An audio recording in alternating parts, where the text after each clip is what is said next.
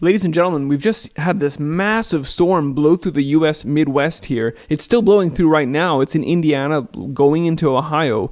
But already, scenes like this emerging from Iowa, where reports are in, and tens of millions of acres of corn have been flattened in some cases, damaged to some extent in all cases.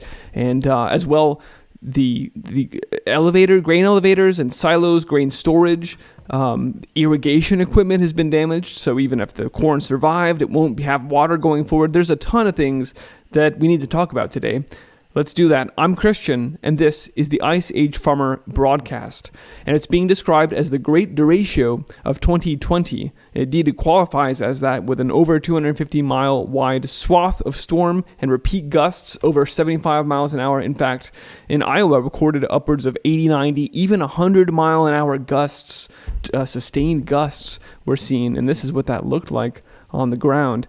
Just nasty. It was being described as also known as an inland hurricane, and so that you can see they're not mincing words when they describe it as that, and that's why there were structures destroyed. We see here a 2x4 was picked up and thrown straight through the wall of this poor individual's house, who was probably lying there in bed when it came in the wall. I mean, it's just incredible, the force of the winds that's required to do that kind of damage. And obviously, that flattens crops as well. So these images from various parts of Iowa that I've picked out here, but there are, social media is flooded with them, to use a pretty inappropriate weather terminology there. So here's from one part of Iowa, and I mean, just everywhere you look, flattened fields of corn. Of course, it's very heavy right now. Corn is almost ready to be harvested, so it's pretty top heavy, and winds like this will do damage. You can see structures conflated here with the corn that's knocked over. Pretty ugly. And of course, any irrigation equipment that was damaged as well will mean that you're not able to give water to your crops. So even if your corn did survive or manages to pop back up, if you don't have water going forward, then it's just not going to be able to recover from going here. Now, there's a second aspect to this that I want to call out, and that is, just days ago, I did a report when the port of Beirut blew up and 85% of Lebanon's grain storage was destroyed in one fell swoop there, as well as the port. And I mentioned at the time, this looks differently than it would in the U.S., where our grains and our production and our storage, for that matter, is distributed across a huge part of the nation. But take a look at these images and see if you notice the pattern. There, of course, out of these destroyed grain silos, the remains there are, in fact, corn. It's corn on the ground here. This is food that is no longer edible, no longer for sale in the U.S. or anywhere, food system for that matter.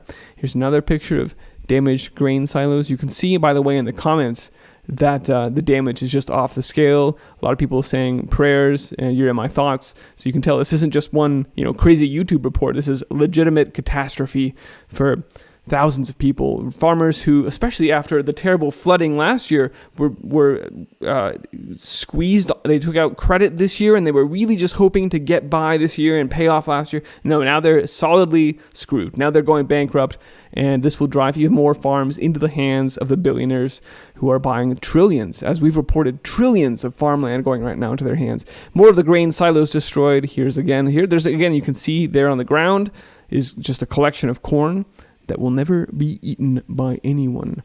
Another such picture.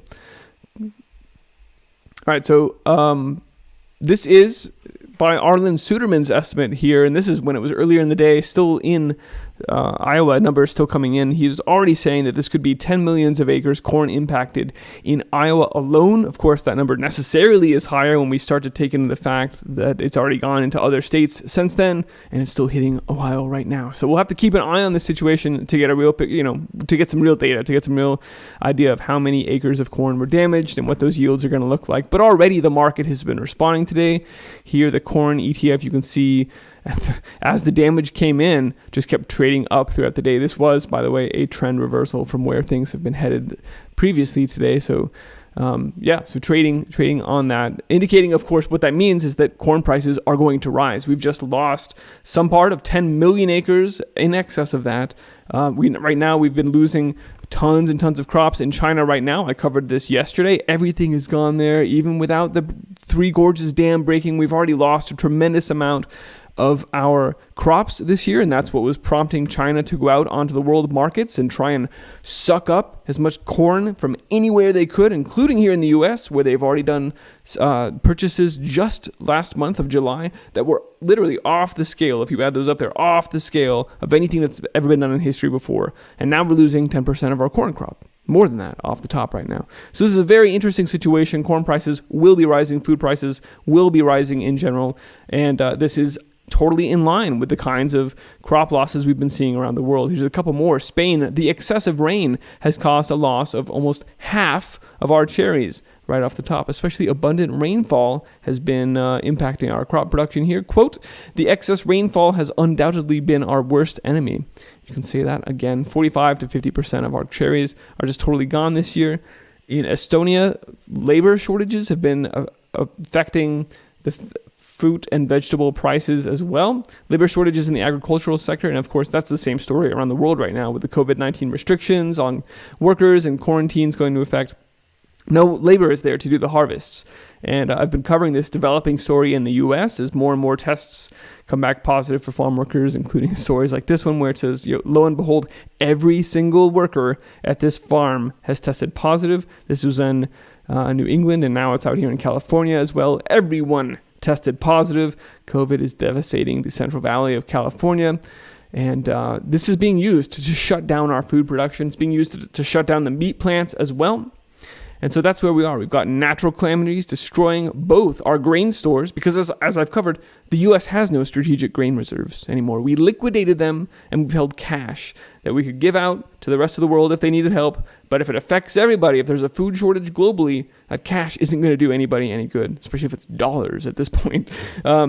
And so now we're in such a situation where there's a global food shortage and we have no strategic grain reserves. The USDA often refers to on-farm storage as that, but that's what we've just seen. Millions of those bushels getting trashed today as they were knocked over. So this is a big blow, and I'll be covering a report soon on just who's doing the testing, the free testing for farm workers. The Core Group by Sean Penn and their deep connections to Google and Alphabet, Project Baseline, and the rest of Johns Hopkins and the rest of the medical, pharmaceutical, this whole totalitarian takeover that's going on right now. It's all linked together, and it's these same media companies and activists and big tech companies and that are all linking together to shut down food production and take total control of our rights. Look at the partners, right? American Heart Association is big pharma, Pfizer. It's just remarkable. But again, this is a future report. I'm not going to dig into that now. Ladies and gentlemen, this DERECHO is just the latest event that's affecting our food supply, but it is a catastrophic event and deserved to be called out singularly today. So thanks for watching this. Please share this message so that others know about the catastrophic damage our food production is suffering right now, and they start taking the responsibility into their own hands to grow their own food for their family and increasingly for their community.